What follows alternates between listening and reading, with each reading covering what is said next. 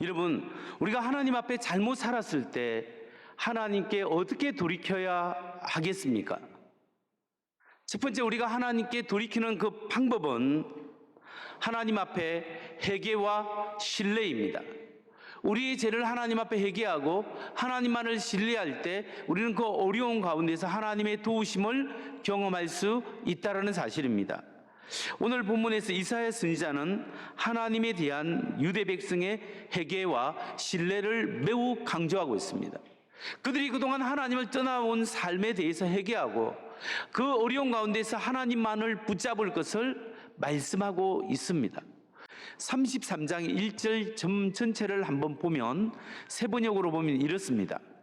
약탈 한번 당하지 않고 남을 약탈하기만 한 자야, 너에게 재앙이 닥칠 것이다. 배반 한번 당하지 않고 남을 배반하기만 한 자야, 너에게 재앙이 닥칠 것이다. 너의 약탈이 끝나면 이제 내가 약탈을 당할 것이며 너의 배반이 끝나면 이제 내가 배반을 당할 것이다. 이 말씀은 하나님이 아시리아에 닥친 하나님, 그에 대한 하나님의 심판을 말씀하고 있다는 겁니다. 그들은 속이는 자고 약속을 어기는 자이기 때문에 하나님 그들에 대해서 심판하시겠다. 그러면 왜 하나님이 아수르를 심판하시겠다 사실을 말씀하고 있을까요? 그 실제적인 이유는 뭐냐면 이제 유다 백성이 하나님께 회개하고 돌이켰기 때문입니다. 그동안 하나님의 말씀을 너무 안 듣다가 이제는 하나님의 말씀을 돌이켜서 하나님 앞에 돌아왔을 때 하나님이 그들을 괴롭히는 아수르를 심판하고 문제를 해결해 주겠다라는 거죠. 여러분, 하나님은 이스라엘의 유다의 언제든지 왕이었습니다. 하나님이 애굽에서 탈출시켜서 이스라엘 백성으로 하여금 홍해를 건너고 율법을 받게 하십니다. 시내산에서 율법을 받고 가나안의 정착해서 하나님의 백성으로 삼아주고 사울과 다윗과 솔로몬의 왕국을 세우고 그들이 반역했을 때 북왕조 이스라엘과 남유다로 나누어졌지만 하나님은 여전히 그들을 도우시고 인도하시고 이끌어 주었습니다. 그런데 이 선택한 하나님의 백성이 하나님을 믿지 않고 우상을 섬기고 어려움을 당할 때마다 하나님을 의지하는 것이 아니라 엉뚱한 것을, 다른 나라를 의지하고 엉뚱한 우상을 의지하고 있었습니다. 그런데 거기서부터 돌이키고 회개했을 때 하나님은 유다의 왕이 되어서 유다를 보호해주고 아수르를 심판해주겠다라는 말씀입니다. 유다가 아수르의 왕의 요구대로 금은 보화를 갖다 바쳤습니다. 그러면 그 많은 재물을 받고 아수르 왕이 물러나야 되는데 약속을 어기고 계속해서 예루살렘을 공격하겠다라는 이 사실에 대해서 하나님은 심판하신다고 지금 말씀하고 계시는 겁니다. 여러분, 우리가 여기서 정확하게 생각해 봐야 할 것은 유다가 언제 하나님께 회개하고 돌이켰는가, 회개의 시점에 대해서 생각해 볼 필요가 있습니다. 여러분, 유다가 처음부터 어려움 닥치자마자 하나님께 회개했습니까? 아니죠. 자기 힘으로 할 걸 다 해봤습니다. 아수르가 와서 북쪽에 이스라엘을 함락시켰습니다. 그런데 그 북이스라엘 함락시키는데 그냥 함락시킨 게 아니라 그 사람들을 모조리 다 죽이고 살아남은 사람들은 다 벌거벗겨서 쇠사슬로 묶어서 저 다른 나라로 끌고 가버렸습니다. 그리고 다른 사람을 그 북이스라엘에 심어서 혼혈 정책으로 만들어버렸습니다. 그래서 아주 무서운 심판이 있었다는 사실을, 그들이 아수르가 북이스라엘을 아주 엄청나게 괴롭혔다는 사실을 들었습니다.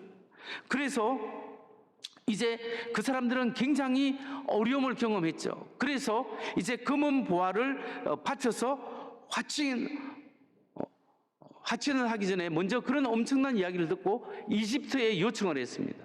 애굽에 요청을 해서 도와달라 했는데 애굽이 돈만 받고 하나도 도와주지 않는 겁니다.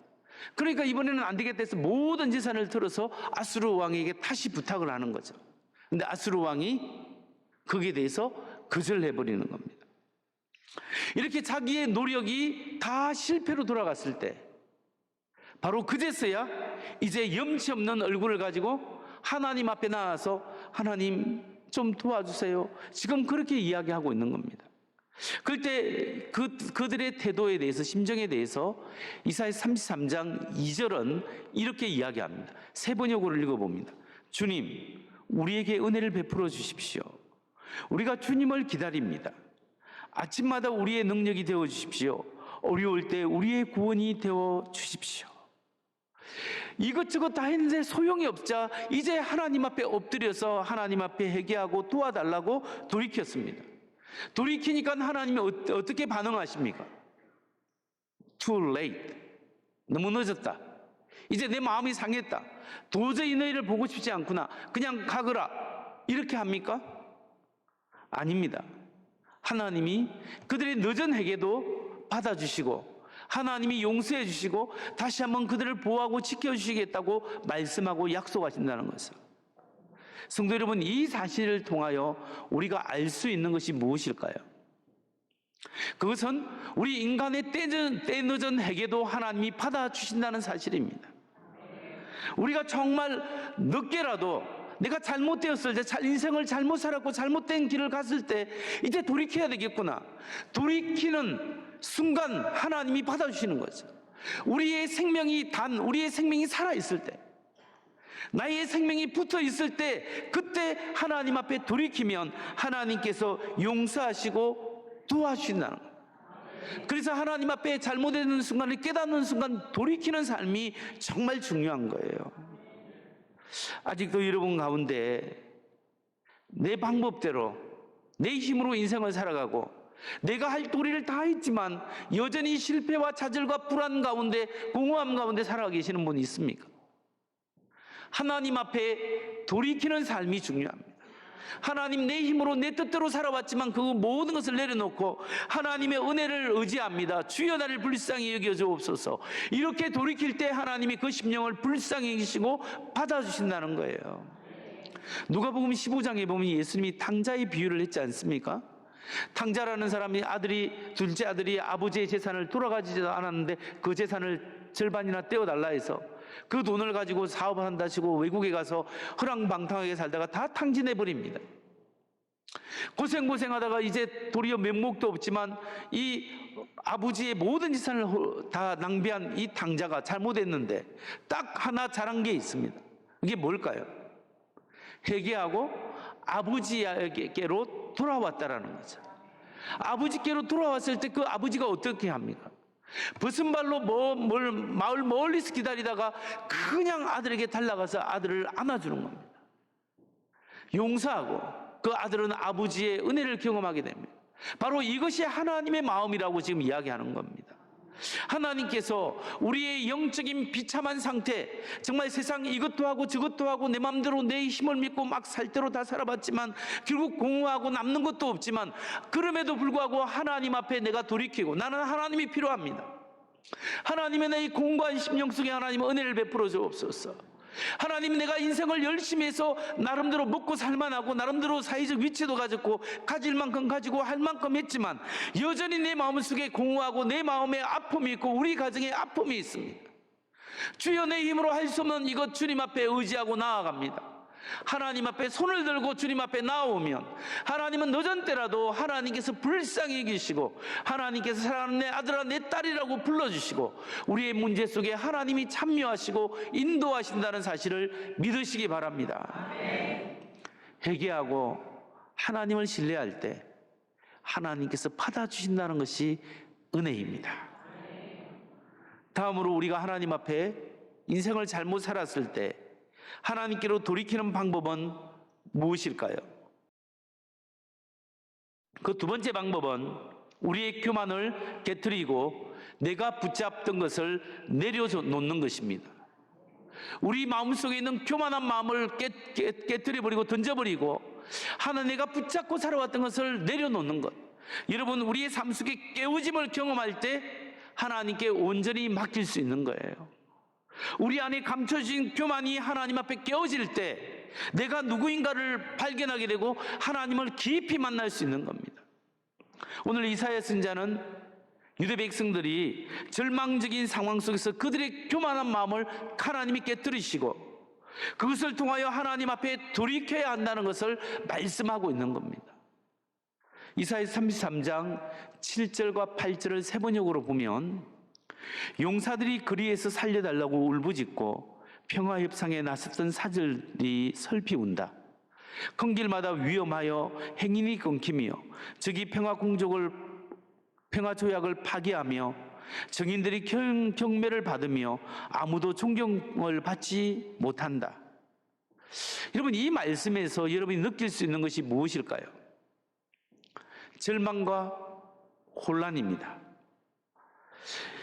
지금 유다 백성들은 이 말씀에 의하면 아무런 희망이 없습니다. 절망과 공포 속에 살아가게 됩니다. 북이스라엘을 완전히 멸망시키고 이 아수르라는 나라가 역사상 굉장히 포악한 나라였습니다. 사람들을 엄청나게 포악하게 다루었는데 그 나라가 이제 예루살렘을 향해서, 유다를 향해서 내려오고 있습니다. 사느냐 죽느냐의 문제입니다. 아수르가 유다에게 쳐들어 내려올 때 유다가 아수르에게 평화조약을 맺자고 합니다. 우리가 금은 보화를 당신이 요구하는 대로 다 바치겠습니다.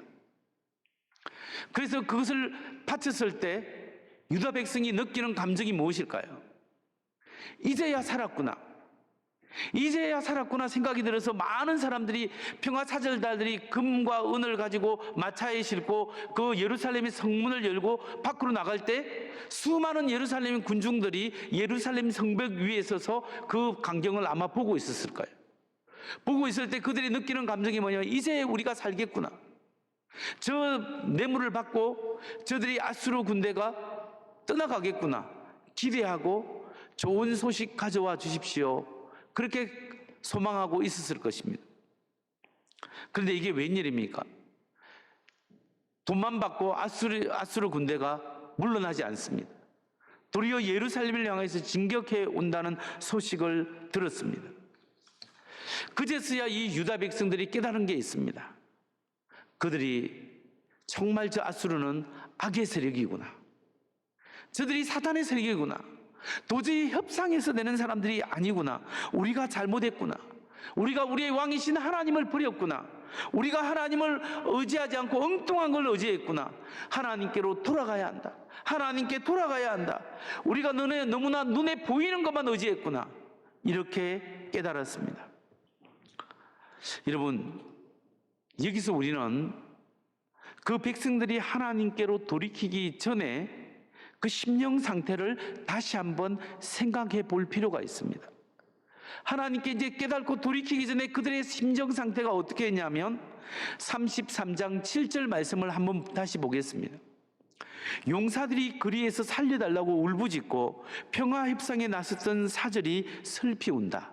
이게 보세요. 누가 웁니까? 어린아이가 웁니까? 부녀자들이 웁니까? 아닙니다. 용사들이, 싸울 수 있는 사람들이, 욕망하게 칼 들고 나가서 싸워야 되는 사람들이 지금 거리에서 살려달라고 울고 있는 거예요. 그러면 다 끝난 거예요. 평화협상을 하고 온 사람들이, 그 사람들이 우리가 도저히 살 방법이 없다 이렇게 울고 불고 그런 슬픔 가운데 놓여 있는 것이죠. 우리는 여기서 무엇을 볼 수 있습니까? 절망입니다. 유다 백성들이 마지막 자존심까지 무너져 내리는 것을 볼 수 있습니다. 그들이 그동안 의지했던 이 교만한 마음이 완전히 산산조각으로 깨어지는 모습을 우리는 여기서 볼 수 있는 거예요. 하나님이 그 교만했던 그들의 마음을 환경을 통하여, 아수르라는 나라를 통하여 그들을 칠 때 그제서야 그들은 하나님을 보기 시작하는 거예요. 나의 자아가 깨어질 때 하나님이 보이기 시작하는 겁니다. 성도 여러분, 하나님께서 때때로 우리 교만한 마음을 부술 때가 있습니다. 우리를 너무나 사랑하기 때문에 내가 붙잡고 살아가는 것, 내가 이것 아니면 내가 살 수 없다라는 것, 나의 교만과 나의 자존심, 나의 자만심, 이것 때문에 하나님 앞에 나오는데 그것이 방해가 된다면 하나님은 그 교만을 부수고 내가 의지했던 것을 깨어 부술 때가 있습니다. 그게 깨어질 때 하나님이 보이게 되는 거예요. 어떤 사람은 예수 믿고 난 다음에 정말 신앙생활 잘하는데 그 안에 자기의라는, 자기를 내세우려고 하는 자기의라는 교만이 숨어 있습니다. 그것이 다른 사람과 충돌을 일으켜요. 근데 하나님은 환경을 통하여, 사건을 통하여 그 교만을 부술 때가 있다라는 거예요. 하나님께서 여러분을 환경을 통하여, 건강을 통하여, 여건을 통하여 부술 때 버티지 마시고 항복하시기 바랍니다. 나의 실패가 하나님이 일하시는 시간이에요. 내가 할 수 없고 내가 연약할 때 그때 하나님이 일하시고 도우시는 역사를 우리는 경험할 수 있습니다. 수많은 그리스도인들이 주님 앞에 돌아옵니다. 하나님, 내 마음대로 살고 내 뜻대로 살았습니다 주여 얘기하고 주님 뜻 가운데 돌아옵니다. 주님 뜻대로 살기로 했네, 주님 뜻대로 살기로 했네, 뒤돌아서지 않겠네. 그렇게 하고 주 예수 믿고 나왔지만 아직도 내 마음속에 이 교만한 마음이 내 안에 있고 나의 자아가 살아있어서 아직도 십자가에 못 박혀 죽지 못한 나의 자아가 나를 찌르고 나의 아내를 찌르고 남편을 찌르고 자녀를 찌르고 가족을 찌르는 경우가 너무나 많다라는 거예요. 이 내게 불쑥불쑥 튀어나오는 인생의 가시, 교만한 가시를 하나님 앞에 내어놓고 주여 나를 불쌍히 여기고, 내가 예수를 수십 년 믿었는데 내 안에 있는 가시가 다른 사람을 찌르는 경우가 너무나 많습니다. 주여 나를 불쌍히 여기서 나를 채워주시고 깨워주시고 하나님께 맡기고 하나님만 의지합니다. 이 믿음의 고백이 있을 때 하나님이 여러분을 온전히 사로잡는 줄 믿으시기 바랍니다. 나의 강한 자아가 깨어지고 부서져야 됩니다. 여러분, 내 자신의 자아가 강한 사람일수록 하나님이 그걸 부술 때 고통이 심한 것 같습니다. 하나님 앞에 조금만 이렇게 순종하고 순복하는 마음이 있는 사람은 하나님의 사인에 민감해요. 말씀을 통하여 깨닫게 되고 환경을 통하여 깨닫게 되고 여러 가지 내 마음속에 부어주시는 성령의 깨달음을 통하여 깨닫게 될 때 얼른 돌이키는 사람이 복된 사람이에요.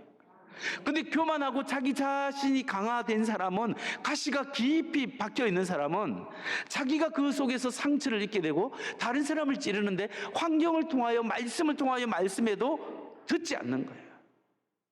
여러분, 하나님 나의 못난 자아를 깨트려 주시고 주님 앞에 회개하고 돌아서니 하나님 도와주옵소서 고백할 때 하나님의 은혜를 경험하는 여러분 되시길 주의 이름으로 축원합니다. 세 번째, 하나님께로 돌이키는 사람에게는 하나님이 새로움을 경험하게 한다. 하나님께서 이전에는 경험하지 못한 하나님과 동행하는 새로운 복, 새로운 영적인 은혜를 경험하게 해 주신다는 사실이에요. 이사야 선지자는 하나님께로 돌이키는 유다 백성에게 하나님께서 새로운 은혜를 베풀어 주신다고 말씀하고 있습니다. 이사야 33장 16절로 17절을 세 번역으로 봅니다. 바로 이런 사람들이 안전한 곳에 산다. 돌로 쌓은 견고한 산성이 그의 은신처가 될 것이다. 먹거리가 끊어지지 않고 마실 물이 떨어지지 않는다. 내가 다시 한번 왕의 장엄한 모습을 볼 것이며 백성은 사방으로 확장된 영토를 볼 것이다. 이 말씀에 보면 하나님이 하나님께 돌이킨 유대 백성들에게 뭘 제공한다? 안전함을 제공합니다. 견고한 성 안에 살고 식량과 그들의 필요, 그들의 물과 음식물을 하나님이 충분히 공급해 주신다라는 사실입니다. 하나님께 회개하고 돌이키는 유다 백성에게 하나님께서 베푸시는 은혜가 있다라는 사실을 말씀하고 있습니다. 여러분, 실제로 이 말씀이 그대로 예언이 이루어지게 됩니다. 우리가 성경을 통해서 그것을 알 수 있고 세계사를 통해서도 알 수 있는데요, 실제로 아수르 왕 사네립이 유다를 공격하면서 예루살렘을 멸망시키려고 했지 않습니까? 그런데 하나님이 이사야 선지자를 통해서 예언을 해 주었습니다. 유다를 구원해 주겠다고 말씀합니다. 그리고 하나님이 친히 유다를 살려주십니다. 그 기록이 어디 나오냐? 열왕기하 19장 35절 36절에 나옵니다. 한번 찾아보면, 그날 밤에 주님의 천사가 나아가서 아시리아 군의 진영에서 18만 5천 명을 쳐 죽였다. 다음날 아침이 밝았을 때 그들은 모두 죽음으로 발견되었다. 아시리아의 사네립 왕이 그곳을 떠나 니느웨 도성으로 돌아가서 머물렀다. 자고 일어났는데 자기 군사 18만 5천 명이 다 죽어 있는 거예요. 그러니까 이 사네립 왕이, 아수르 왕이 너무 놀래가지고 자기 나라 수도로 니느웨로 가서 거기서 나중에 죽게 됩니다. 하나님이 직접 싸우시는 거죠. 여러분, 이 말씀처럼 하나님은 회개한 유다 백성을 보호하시고 아시리아의 위험으로부터 건져주십니다. 근데 여기뿐만 아니라 이것뿐만 아니라 거기에 보너스를 주시는 게 있는데, 하나님께서 유다에게 신실하게 의지할 때 하나님이 새롭고 안전한 삶의 축복을 주겠다라는 거예요. 그게 33장 20절에 나오는 겁니다. 우리가 마음껏 즐기를 지킬 수 있는 우리의 도성 시온을 보아라. 옮겨지지 않을 장막 예루살렘을 보아라. 우리가 살기에 얼마나 안락한 곳인가. 다시는 옮겨지지 않을 장막과도 같다. 그 말뚝이 영원히 뽑히지 않을 것이며 그 줄이 하나도 끊어지지 않을 것이다. 이게 이사야 말씀의 핵심 중에 한 부분이에요. 하나님은 하나님이 경외하는 사람을 하나님이 지켜주시고 보호하실 뿐만 아니라 영원한 은혜, 영원히 안정된 삶을 제공해 주겠다고 지금 말씀하고 있는 겁니다. 여러분, 이것은 유대 백성들이 이전에 경험해 보지 못한 은혜요 축복이라는 겁니다. 여러분, 우리가 하나님께로 돌이키고 하나님 중심으로 살아가면 하나님을 우리의 삶을 지켜주시고 보호하시고 인도하실 뿐만 아니라 이전에 경험하지 못한 새로운 영적인 은혜와 축복을 우리에게 주신다는 것을 믿으시기 바랍니다. 여러분, 이전에는 우리 눈이 앗수로만 보였는데 이제는 하나님이 보이기 시작합니다. 우리가 하나님께 돌이켰을 때 이전에는 문제만 보였는데 이제는 문제 넘어 주님이 보이기 시작하고 하나님이 주시는 축복의 은혜를 경험하기 시작한다는 거예요.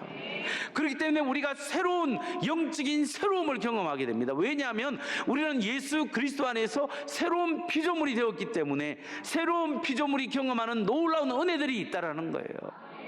여러분, 우리가 하나님께 여러 가지 삶의 문제를 통하여 하나님이 사인을 주실 때 하나님께 돌이켜야 합니다. 너무 늦은 때라도 하나님 앞에 돌이키면 하나님께서 용서하시고 하나님께서 우리를 축복하십니다. 이 교만을 회개하고 나의 딱딱한 자아가, 나의 교만한 마음이 하나님 앞에 굳어지는 것이 아니라 이제 깨어져서 하나님이 필요합니다. 성령님 내 안을 새롭게 하시고 하나님이 주시는 이 영적인 축복을 발견하고 육신적으로 먹고 살고 있는 여기만 얽매이는 것이 아니라 이것도 중요하지만 하나님이 불러주신 높은 차원의 은혜와 은총을 경험하기를 원합니다. 영적인 갈망을 주옵소서 기도하시기 바랍니다. 성령께서 여러분을 새롭게 하실 것입니다. 그리고 여러분, 마지막으로 근유하는 것은 인양 예수 믿고 돌이키고 하나님 앞에 헌신했다면 조금 더 기력이 남아있을 때, 조금이라도 힘이 있을 때, 조금이라도 걸어 다닐 수 있을 때 하나님 앞에 헌신할 때 깊이 하나님 은혜 가운데 나아오시고 좀 더 깊은 은혜로 헌신하시는 여러분 되시기 바랍니다. 그래야 하나님 앞에 올려드릴 영광의 열매를 거둘 수 있는 거예요.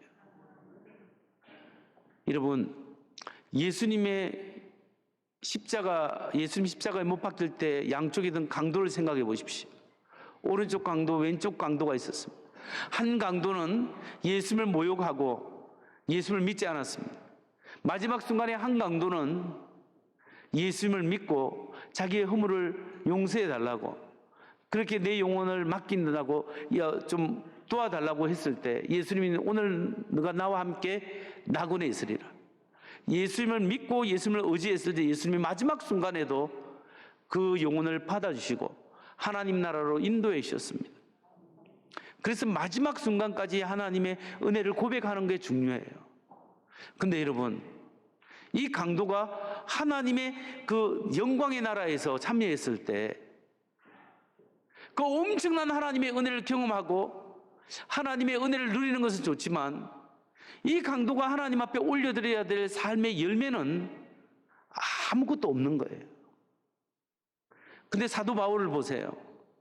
사도 바울이 예수 믿는 사람 핍박하고 죽이려고 돌아다니다가 다메섹 가는 도상에서 예수님을 만났습니다. 회개하고 돌이켰습니다.